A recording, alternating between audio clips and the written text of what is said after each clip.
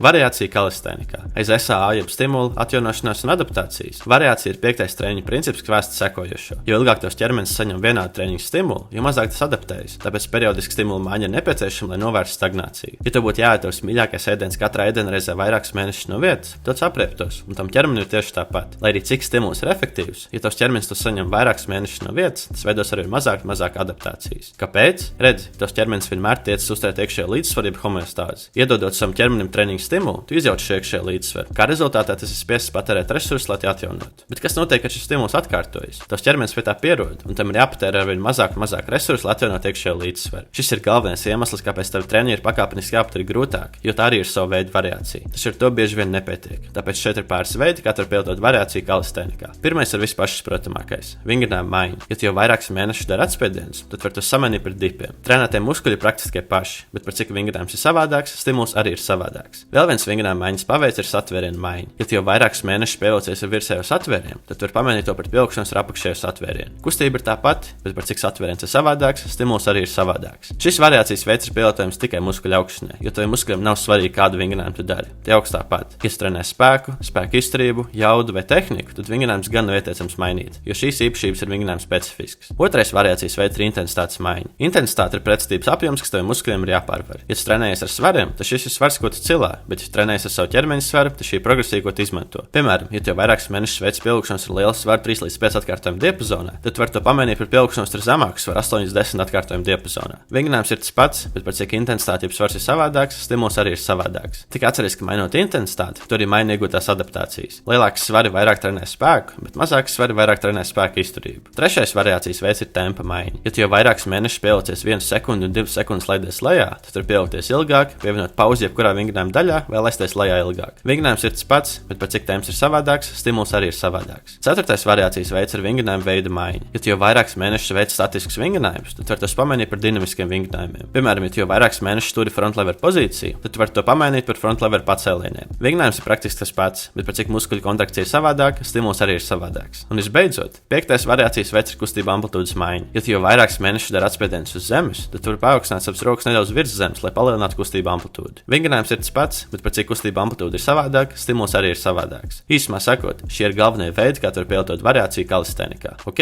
bet cik bieži man to vajadzētu darīt? Kā jau tu noteikti pamanīji, pie katra piemēra minēja frāzi vairākus mēnešus. Šis nozīmē to, ka tev nevajadzētu pielietot variāciju reizi nedēļā, jo šādi pārkāps pirmo treniņu principu, specifiku, bet tev arī nevajadzētu pielietot reizi gadā, jo šādi palielinās stagnācijas un satraumēšanās risku. Ceru, ka tev šis video noderēja, un tiekamies nākamajā video par 6. treniņu principu, fāžu potenciāciju un tā pielietojumu kalistēnikā. Čau!